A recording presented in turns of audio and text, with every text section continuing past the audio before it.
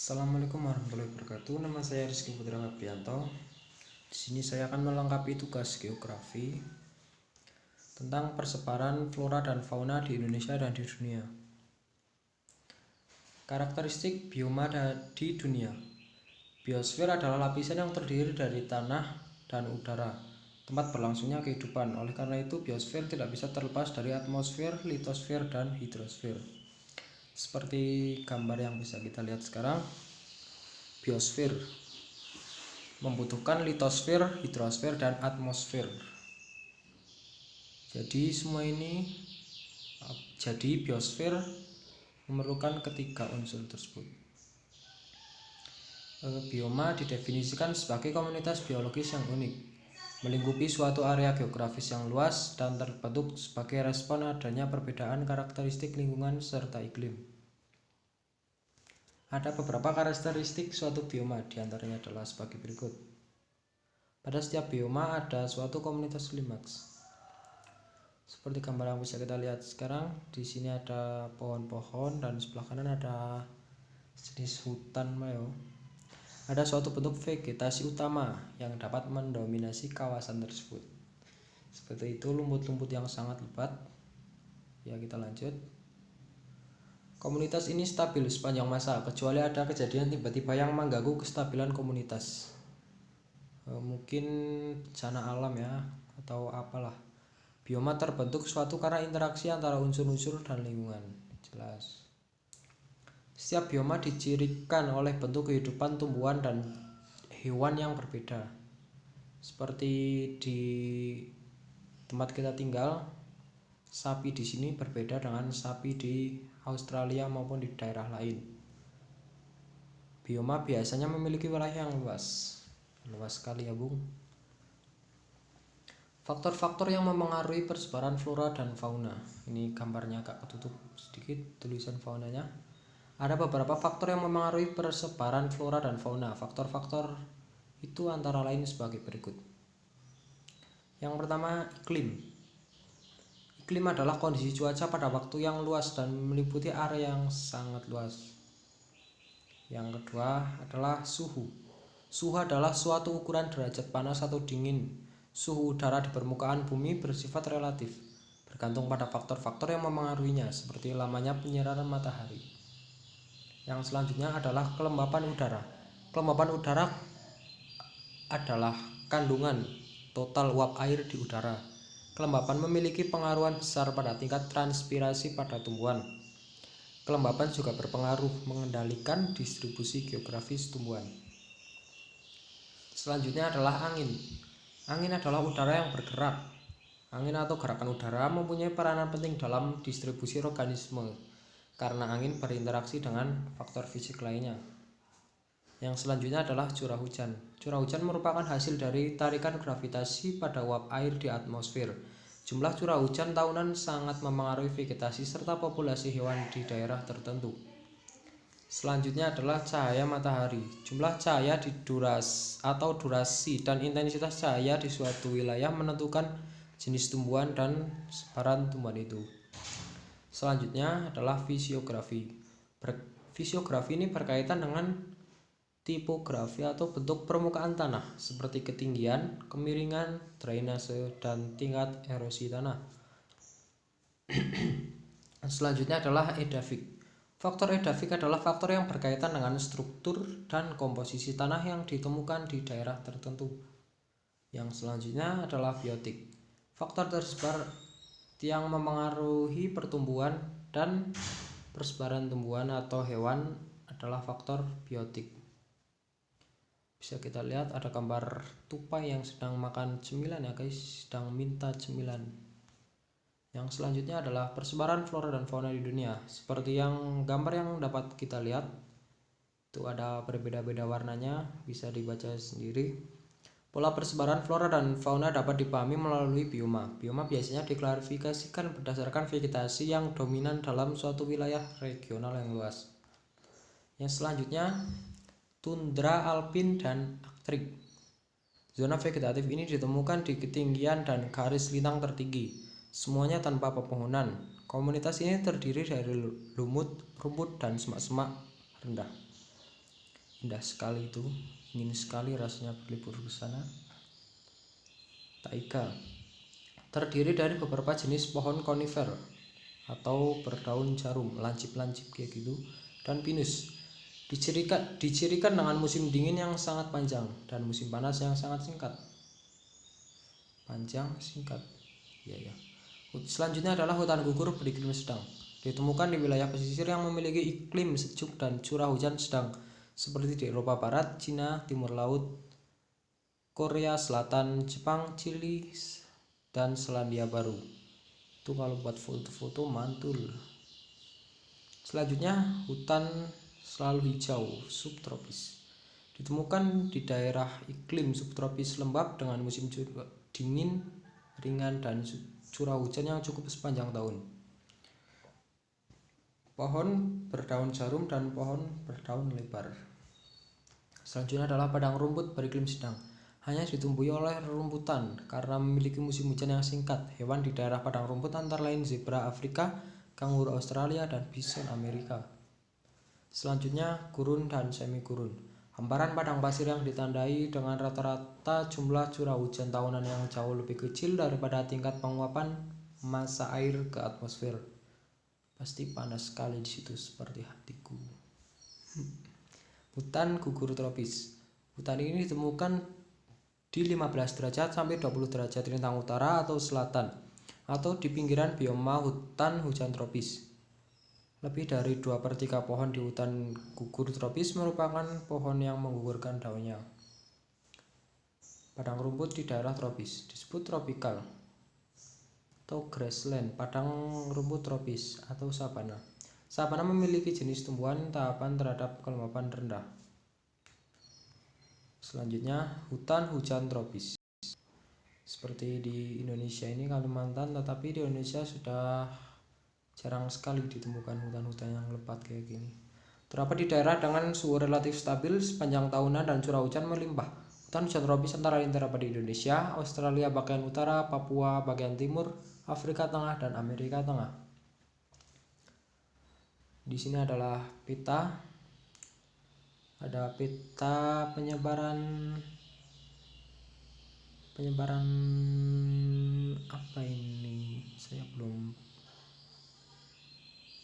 paham banget. Wallace memberikan tata nama yang mengidentifikasi 6 zona yang masih berlaku sampai sekarang ini. Zona biogeografi ini didasari pola persebaran makhluk hidup yang berada di darat. Fauna. Zona Nearktik. Zona Nearktik membentang dari utara Arktik di utara Kanada di dataran tinggi Meksiko Tengah, termasuk Greenland. Di zona ini terdapat relatif sedikit keluarga mamalia. Zona Neotropik. Zona neotropik terbentang dari Meksiko Tengah hingga Amerika Selatan. Di zona neotropik terdapat banyak keluarga mamalia dan banyak diantaranya merupakan fauna endemik. Sebagian besar keanekaragaman spesies terkonsentrasi di hutan-hutan Amazon, sabana, atau hutan semak tropis. Lanjut, zona Australis. Zona Australis meliputi Australia dan Papua Nugini, serta beberapa kepulauan di Indonesia Timur seperti Kepulauan Maluku, Lombok, dan Nusa Tenggara, dan beberapa kepulauan di daerah Pasifik. Selanjutnya, zona Oriental. Zona Oriental membentang dari Asia Selatan, Asia Tenggara, hingga bagian selatan Asia Timur. Zona ini terdiri dari anak benua India, Asia Tenggara, dan bagian dari Kepulauan Nusantara atau Malay Archipelago yang berada di utara dan barat garis Wallace. Zona Palearktik. Zona Palearktik merupakan daerah fauna terbesar. Zona ini mencakup Eropa, Rusia, Asia Tengah, Tiongkok Utara, hingga Maroko di wilayah Afrika. Ada dua keluarga mamalia endemik di zona ini, yaitu tikus mondok, buta, Spalachidae, dan tikus Celevin. Zona Ethiopia. Zona Ethiopia mencakup Madagaskar dan Sub-Sahara Afrika. Sahara dan Timur Tengah membentuk zona transisi antara daerah Ethiopia dan Palearktik Selatan. Zona Ethiopia memiliki variasi vertebrata terbanyak dibandingkan zona lainnya. Selanjutnya, persebaran flora dan fauna di Indonesia. Fauna bisa kita lihat ada Calyx Wallace dan Caris Weber. Calyx Wallace membatasi antara fauna bagian bagian barat dengan fauna bagian tengah, dan garis Weber membatasi antara fauna bagian tengah dan fauna bagian timur. Di sini ada ini garis Wallace di daerah Wallace, dan ini mana tadi? Ini daerah fauna Australis, dataran Sunda, dan lain-lain. Persebaran flora dan fauna Indonesia dibagi berdasarkan pengamatan yang dilakukan oleh beberapa zoolog, yaitu Alfred Russel Wallace, Max Carl William Weber, dan Richard Lydekker. Ini ada daerah Saul, Mindanao, Sumatera, Sunda, dan lain-lain. Ada 3 kawasan utama persebaran flora di Indonesia. Ketiga kawasan itu adalah sebagai berikut. Bagian barat, kawasan flora subregion Indonesia Malaysia. Itu ada bunga apa? Bagian tengah, Kepulauan Wallace, Sulawesi, Nusa Tenggara Timur, dan Maluku. Itu kalau tidak salah Kantong Semar. Bagian timur adalah subregion Australia. Saya tidak tahu bunga apa. Selanjutnya, pola persebaran fauna Indonesia mengikuti pola persebaran flora di Indonesia. Sebagaimana persebaran flora Indonesia, persebaran fauna di Indonesia juga terbagi atas 3 wilayah. Itu wilayah bagian barat, kawasan flora subregion Indonesia Malaysia. Ada gambar orangutan yang ganteng. Yang kedua, bagian tengah ada Kepulauan Wallace, Sulawesi, Nusa Tenggara Timur, dan Maluku. Ada kukang yang matanya besar sekali. Dan di bagian timur adalah subregion Australia. Itu burung merak atau kasuari, ininya bagus lah. Selanjutnya, konservasi flora dan fauna di dunia dan di Indonesia. Konservasi sumber daya alam hayati adalah pengelolaan sumber daya alam hayati yang pemanfaatannya dilakukan secara bijaksana untuk menjamin kesinambungan persediaannya dengan tetap memelihara dan meningkatkan kualitas keanekaragaman dan hayatinya. Seperti yang tercantum dalam Undang-Undang Nomor 5 Tahun 1990 tentang konservasi sumber daya alam hayati dan ekosistemnya. Kelestarian flora dan fauna kerap diganggu oleh berbagai kerusakan. Kerusakan itu antara lain disebabkan oleh faktor berikut. Yang pertama adalah pengaruh evolusi. Karena dunia ini terus berjalan dari masa ke masa, mau tidak mau harus ada evolusi. Yang kedua adalah penebangan ilegal. Entah kenapa manusia sangat serakah demi uang, apapun dilakukan termasuk merusak hutan. Padahal hutan adalah salah satu faktor untuk berlangsungnya kehidupan manusia. Selanjutnya adalah perburuan dan penangkapan ilegal. Ya, sekarang sangat miris sekali ya. Hewan-hewan semakin langka. Mungkin anak kita tidak akan bisa melihat anwa maupun orang hutan secara tidak langsung. Saya turut prihatin dengan orang-orang di Indonesia ini. Padahal Indonesia adalah salah satu negara yang kaya akan flora dan fauna. Mengapa tidak dilestarikan? Semua ini karena keserakahan manusia. Selanjutnya adalah bencana alam. Kalau bencana alam kita tidak bisa mencegahnya maupun berbuat apa-apa ya, karena itu adalah sebagian dari takdir Tuhan. Kita bisa mencegahnya. Kalau longsor, jangan menebang hutan. Intinya kita menjadi manusia yang baik sajalah. Selanjutnya adalah perlindungan sistem penyangga kehidupan. Dengan cara konservasi sumber daya alam hayati dan ekosistemnya dilakukan melalui kegiatan berikut. Pertama, pengaweten keanekaragaman jenis tumbuhan dan satwa beserta ekosistemnya. Yang kedua adalah pemanfaatan secara lestari sumber daya alam hayati dan ekosistemnya.